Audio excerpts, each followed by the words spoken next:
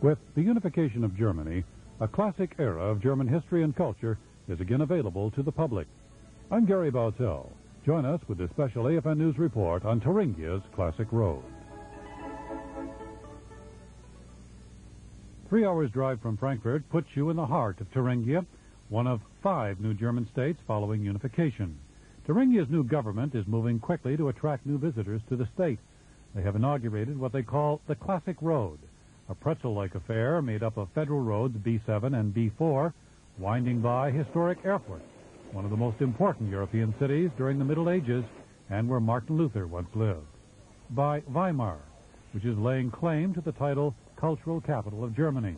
2 of Germany's greatest poets and writers, Johann Wolfgang von Goethe and Johann Christoph Friedrich von Schiller, lived and worked here, and many other famous literary and music giants as well. The Classic Road then wanders through the Thuringian Forest, which rivals the Black Forest in size and beauty.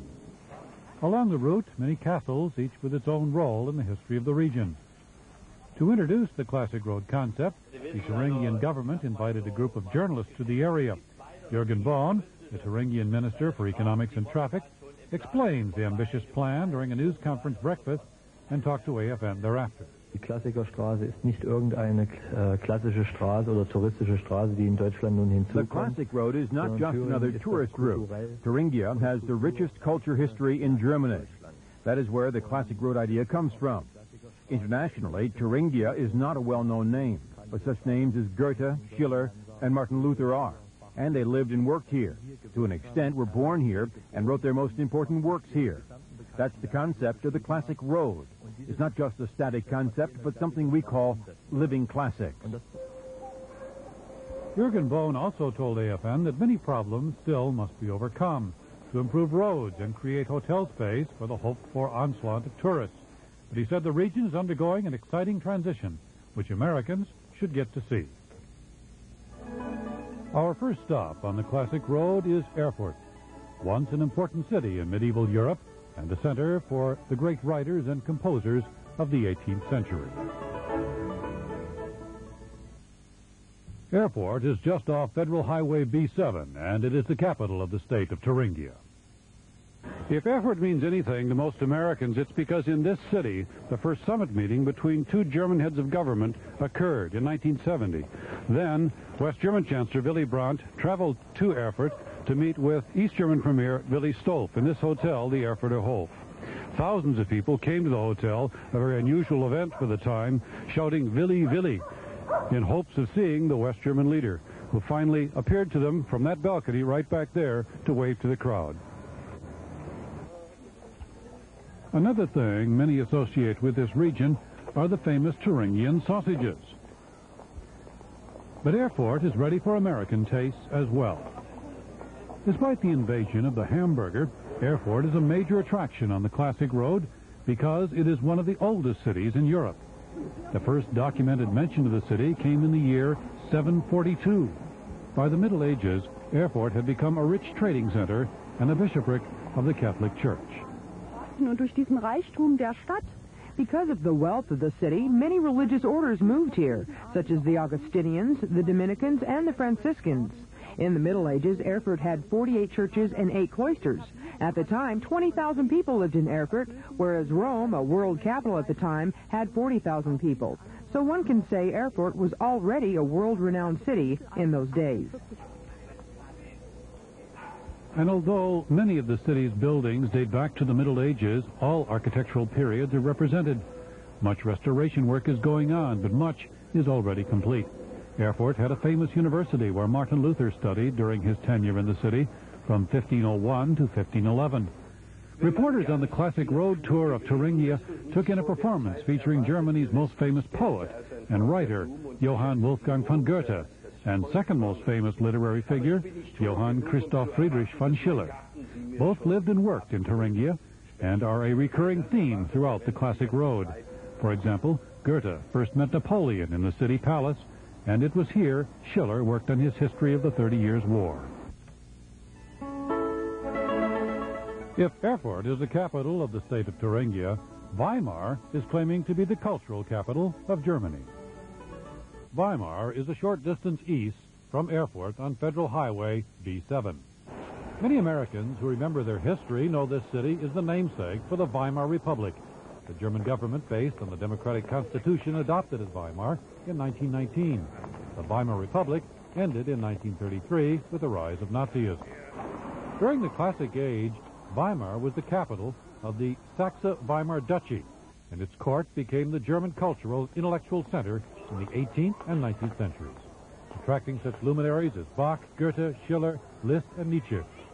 The Schiller Home and Museum is one of Weimar's main attractions. Most of the furnishings and paintings were once owned by the Friedrich Schiller family. Schiller is Germany's second greatest writer after Wolfgang Goethe. His writing desk and the globe he received as a child are a main attraction of the museum. Another main attraction in Weimar is Goethe's garden house on the banks of the Ilm River. From 1776 until his death in 1832, Goethe often stayed in the little house, which he called his retreat. Among the many tourists who come here, Russian officers. There are several Russian bases still in the area. One of these shortcomings at both the Schiller and the Goethe museums is the lack of literature in English. Classic Road spokesmen admit much has to be done for non-German speaking tourists, but hopes to correct the situation quickly.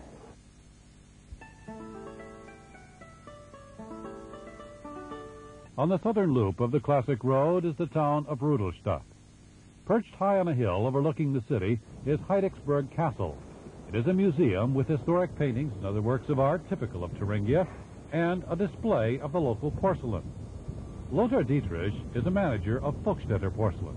Thüringen verbindet sich eng mit der Porzellanherstellung. Thuringia has an old tradition of porcelain manufacture. In 1759, it was reinvented here, independent of the Meissen Company. In 1762, the first porcelain manufacturer was founded here in Rudolstadt.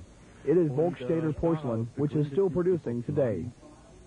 There are dozens of small porcelain manufacturers throughout the area making thousands of different models, everything from figurines to dinnerware to clocks. During the communist era, the porcelain industry in East Germany was under state control.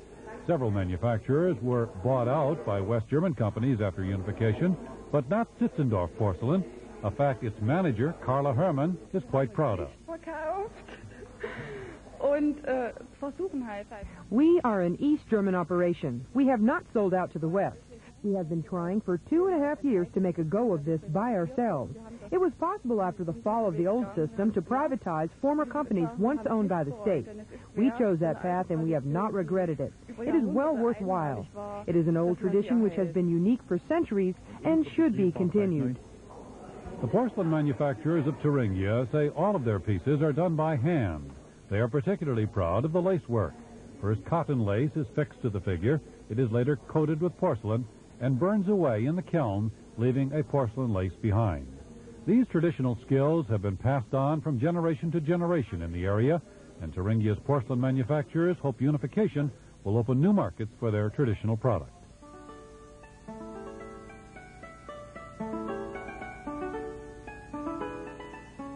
On the eastern edge of the Thuringian forest, just off Federal Highway B4, is the old mining town of Ilmenau, and just south of it is the Kickelhahn, a 2,600-foot-high hill with a commanding view of the forest. Goethe visited this area 28 times.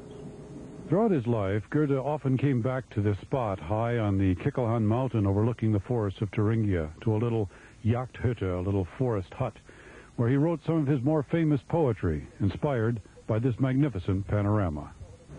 Several of Goethe's favorite places in the forest, caves, large rocks, small huts, have been connected with paths. The Goethe Trail is an attraction for hikers, serious hikers that is. It is 18 kilometers long and forms a giant letter G in the forest. Here on the Kickelhahn stands a lookout tower built shortly after Goethe's death in 1832. Nearby is the Forester Hut, where Goethe often spent the night after his walks in the forest. One of his poems, A Wanderer's Night Song, was written in pencil on the doorframe of the hut. Goethe expert Renata Graf says a great deal is known about Goethe's visits to the Ilmenau area. Ja, oft. Und wir wissen ja so viel über seine Aufenthalte hier. We know much about his visits here because of his close relationship with Baroness Charlotte von Stein. He wrote her daily about his visits to Ilmenau, about his fascination with the area. He also made many drawings for her where words were insufficient. He often wrote, "If you could only be here, it is beyond description." The Goethe Trail is already a popular site for hikers, and Thuringian officials hope enough hotels, restaurants, and other tourist industry infrastructure develop quickly for visitors. The roads in the area are also in poor shape, and much work needs to be done to improve the trails in the forest. But officials say tourism will not be permitted to ruin the natural charm of the Thuringian forest.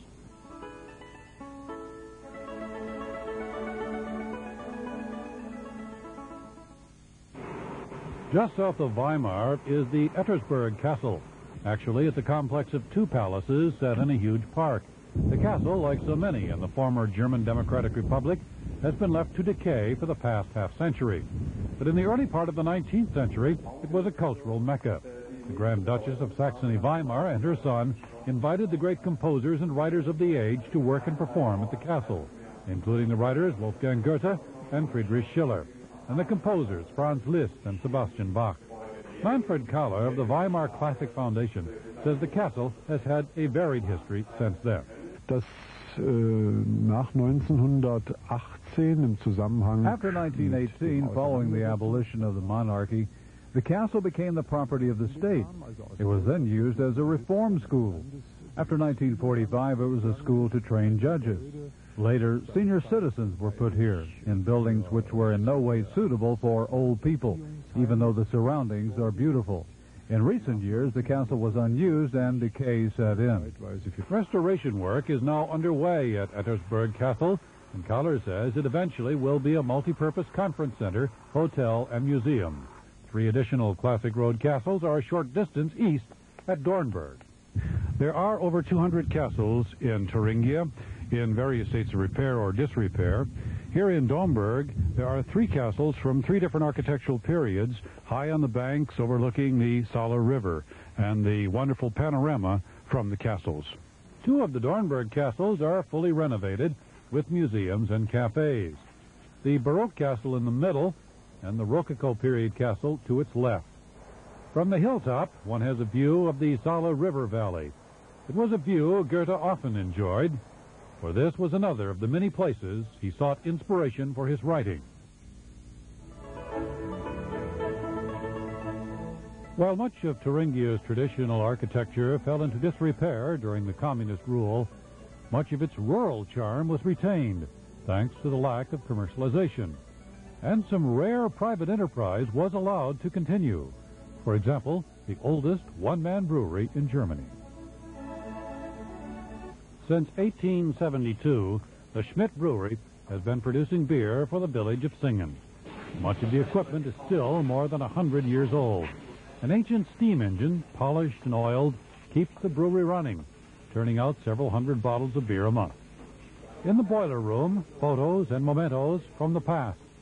The current owner in this one-man operation, Uwe Obstfelder, is the 4th generation of brewers of Schmidt. His great-grandfather bought the brewery when it was already 10 years old. Ja, wenn es uns möglich ist, wollen wir das schon so lassen, ne? Denn das ist ja gerade When possible, we would like to keep this brewery the way it is. The main attraction is the old technology. If we can get a little support, we can keep this operation running. I think it is worthwhile to do so, since it is the only such brewery in Germany, and not only in Germany. Singen is a rural village which seems to be caught in a time warp. Little change during the past century. So it's an appropriate place for a brewery which is not interested in expanding its production and modernizing its plant. During the era of the German Democratic Republic, private enterprise such as this brewery was barely tolerated, and no funds were available for modernization. Now, the old plant is a living example of brewing history. In Thuringia, I'm Gary Bautell.